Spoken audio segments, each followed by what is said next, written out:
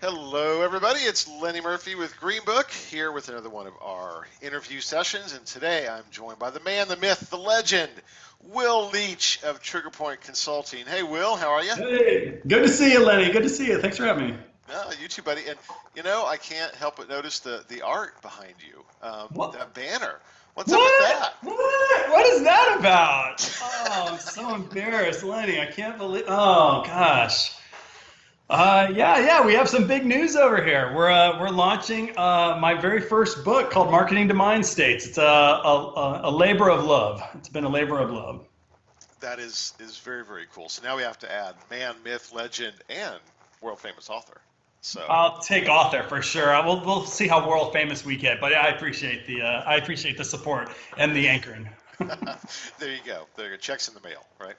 That's right. When you're a world famous author, right? Yes. For those who don't know, Will has been a part of the IIEX family informally for a very long time because he is an awesome behavioral economist. Or even better, I would say that you're a behavioral strategist is the way I would kind of think about you, of taking um, this entire idea around behavioral economics and behavior change and from a research perspective and a marketing perspective, kind of crystallizing that on the applications in our space. Is that a fairly good summary? I think so. I think what made me unique, at least differentiated, was back when I was running, behavioral sciences over there at PepsiCo back in, 2010, 2011. It was this feeling and this transparency being that we would do great behavioral economics based research. We did anthropological research. We were doing implicit association. But then when we would sit there and try to explain those concepts over to marketing, we always saw the same thing where there was something lost in that translation. So I felt like there's this need to translate behavioral science into design. And that's why we formed Triggerpoint, and we've been doing it for a couple of years now. That's very cool. So, and now you've taken all of that experience and you're putting that into a book. So tell us about the book. Go ahead and pitch. That's I great. will. Well, I'll tell you the reason why, I started Triggerpoint was seeing in the industry that yes, we need to think of ourselves in the insights community as being purveyors of behavioral change. Like if we're not changing human behavior, then we're out of a job. And I've been saying that at every conference I can go to for the last 4 years, and you guys have been, pushing that as well. It's just a part of who we are. The book actually came through an IIeX event. And it was about 2 years ago, it was about 18 months ago, when I ran the behavioral design table in IIeX. And I'll never forget it. So I'm manning the table, it has 12 chairs. And so people fill up, and we have basically all I'm there to do is facilitate that conversation, remember? And then all of a sudden, other chairs started coming up. And so I had a table of maybe 15 chairs. This is great. And so I said, okay, guys, so I'm just going to facilitate a discussion between lots of different clients about behavioral design. And then my first hand raises up. And I said, yes, help me. What's your question? She says, well, what is behavioral design? It's like, okay, well, that's actually a smart question. Let's talk about what it is. So I define it. And then I said, okay, so tell me, what books are out there that you guys are looking at right now and trying to build up your kind of toolkit for behavioral research and design? Crickets. Nobody said a word. And in my world, I kept thinking, oh, there's a couple out there, but it was there where everybody's at that table asking me where that book was. And I thought to myself, nobody's written that book. And that was kind of that kind of spark that got me to think about, it's not a theoretical book, Lenny, and that's what I really tried hard to do. It's a very practical guide because that's what they're asking for. Not everybody wants to be a behavioral designer. What these clients do want to do is use behavioral sciences to help inform brand strategy and actual tactics, and that's what the book was written for. Very cool. So let's talk about the marketing to mind states. I'm reading your sign, the practical guide to applying behavioral design to research and marketing. So let's talk about that idea of marketing to mind states. When you first read it, my first thought is that it has to do more with almost a segmentation model or psychographic model, but I suspect that it's a lot deeper than that. So yes. So mind state are these temporary moments of high emotional arousal where people are much more susceptible to influence, right? So you would call that neurologically, you would call that emotional kind of arousal. Psychologically, it's a hot state. Here's the idea though. A mind state is a temporary state where it influences. Think of it as it overlays on top of a personality segmentation that you may have. So let's say, for instance, your clients have done an attitudinal segmentation or behavioral segmentation, and they're wondering why the behaviors that they would predict somebody to have are not being exhibited in the marketplace. That could be because, frankly, there are bad segmentations out there. We all know it. But there's also this idea that in the moment where psychology and context come together, you are influenced by a particular mind state. And a mind state is composed of four things that we talk about in the book. And when you place these four things into messaging, into packaging design, into a website, into an app design, if you take these four social sciences and put them together, you can now trigger a particular mind state, and then you can break through the psychological filter we talk through in that book to influence. Yeah. Now, all right, so I'm going to go out on a limb here. We did not rehearse this interview. I mean, it's interesting the past few years. I'm a big political buff, and watching during the past couple of years, there was a lot of government spending around behavioral design and around understanding those triggers and pushing that. And of course, recently, maybe arguably, we're seeing some of the negative aspects of being able to appeal to those mind states and of triggering those things. And I think that a lot of times consumers can get to the idea of, but this is scary stuff, right?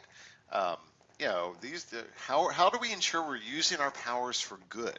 Because as you're unlocking this idea, we can see examples of demagogues and lots of different folks. I'm not going to get into naming names, just everybody kind of across the board. We can imagine the abuses that can be done. So is there any consideration given in your role of thinking, this has to be a virtuous application of these tools and even a context to set that?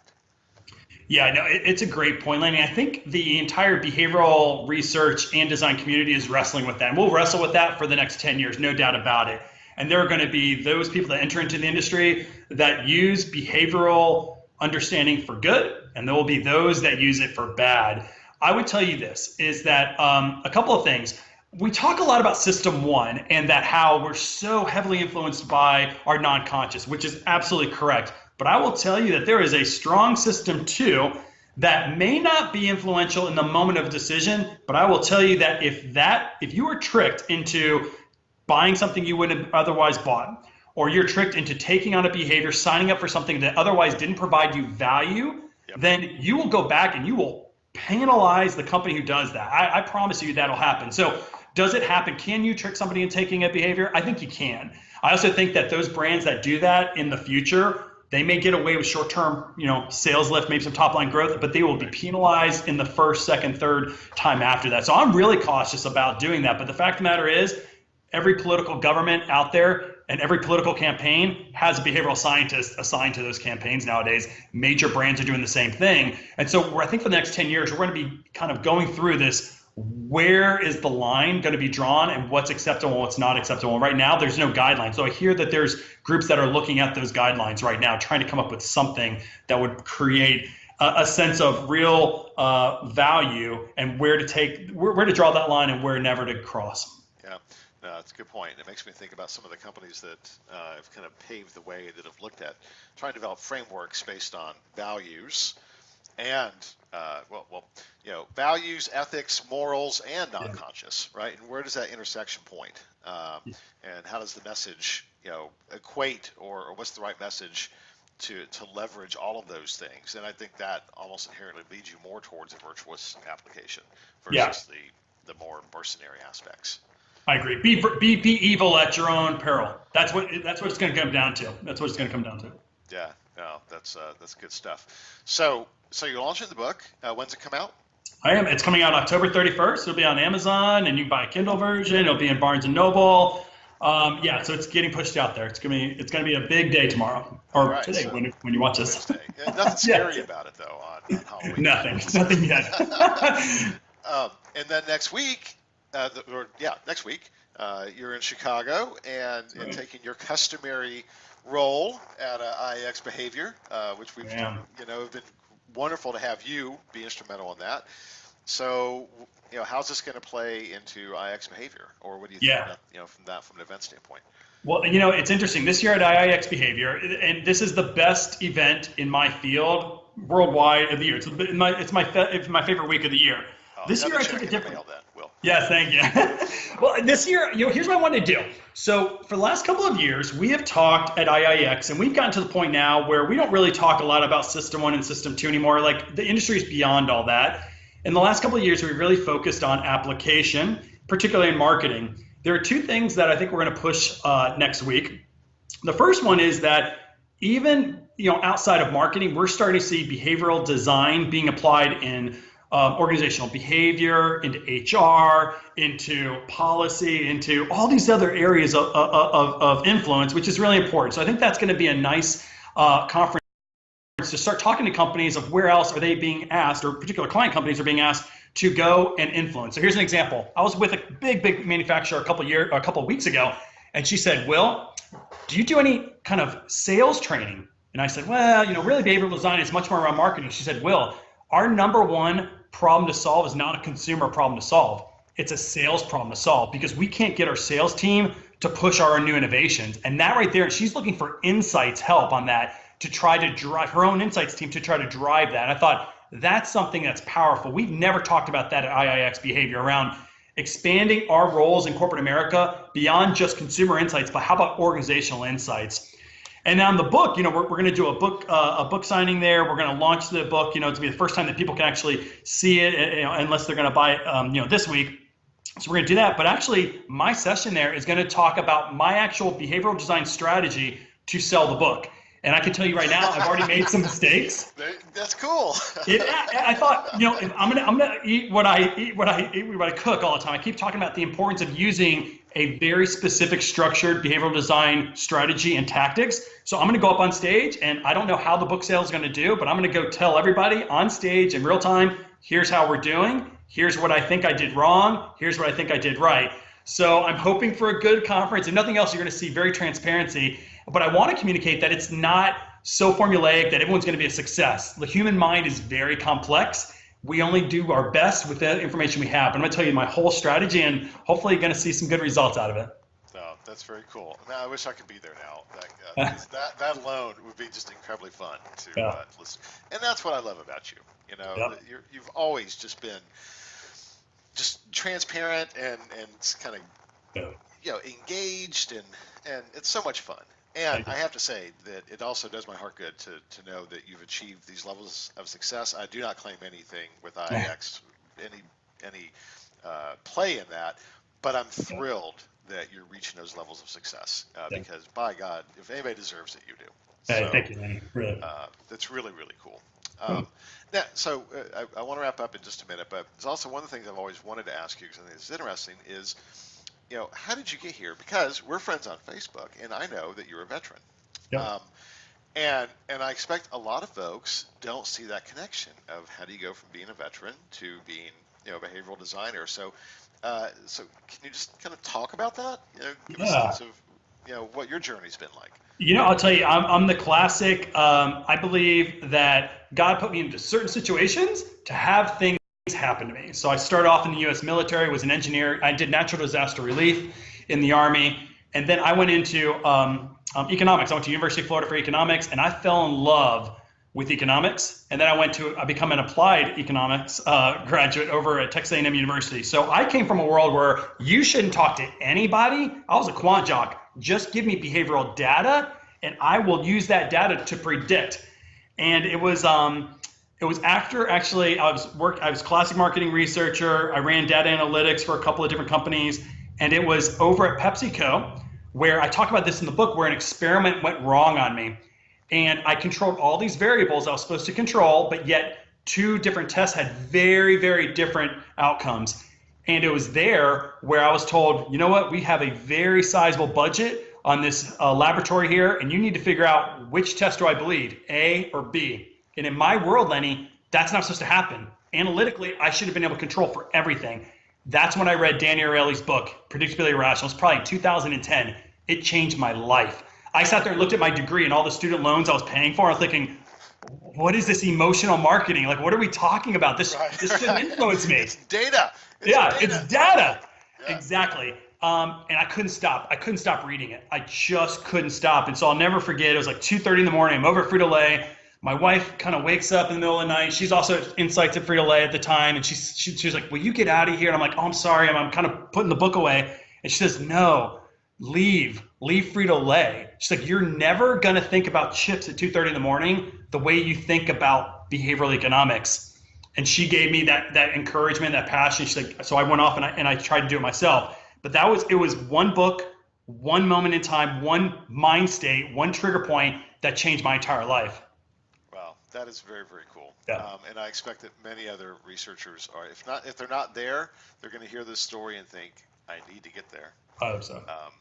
And that's why we started IIeX Behavior, right? With this, right. I think this has been a missing element in the research industry for a long time. And there's growth happening, right? We measure that in grit. We know, we see these things, but that tipping point of this becoming the defining framework and focus for the Insights organization still seems to be missing. Yeah, Lenny, it's funny because all the innovation that you guys are doing, we're seeing it. We're seeing it in big data. We're seeing it in AI, automation, and even the work right now you're doing with the blockchain space. But at the end of the day, there has to be an outcome for top line revenue. It has to be. And if you're not doing that, you're not taking full advantage of all this great technology and all the innovation in our research space, unless we think about evolving our roles and taking advantage of that. And that's where I think behavioral design at its essence is. It's using all these different technologies to inform, but not just inform, but to drive consumer and organizational change. If you're not doing that, you're right. Like I firmly believe if you're not driving the change in your organization, not insights, the change, my fear is that we're going to be out of a business in a decade. I just don't see us being able to use all that investment that's coming in from all these technologies just to provide insights to an organization. I just don't see it. Yeah, you're preaching to the choir, my friend. Yeah. All right, so on that cheery note, but it's not all doom and gloom because people like you are driving us forward, right? And I think even use behavior as an example from a client-side participation. That's our best event. Yep. You know, it's like 50-60% client-side attendance at that event. So the interest is there, right? We see it in grit when we measure the adoption of more non-conscious bucket of approaches, and we see it in the corporate partner meetings at the broader IEX event, right? You usually have a buttload of meetings when you put yourself available for those. So we know the interest is there. It's a building wave. It is. Now, hopefully, it'll turn into a tsunami without the destructive aspects of a tsunami and help redefine the industry. Yeah, it's always an analogy I'm not sure about using, the whole tsunami thing. But, it's the more people that we have talking about the application, I think the better for our entire industry, because we're not going to realize all this technological revolutionary change we're having unless we think of our roles differently. And IIX Behavior is an example of clients asking for that. So professionals like me should be helping apply those things, and clients should be helping understand their roles and how to apply these things. Okay. Well, again, fantastic, and thank you for being such a great advocate. Last thing that I'll say this publicly, if you decided that you wanted to market your book a little bit by serializing a few chapters on the blog, would love to do that. So I will take. I know you don't want to give away the cow, so I get it. But I think that would be fantastic content. So keep it in the back of your mind. I will do that. Hey, and also, I mean, if you want a free chapter, I've got one on the website right now, marketingtomindstates.com, at least the introductory chapter.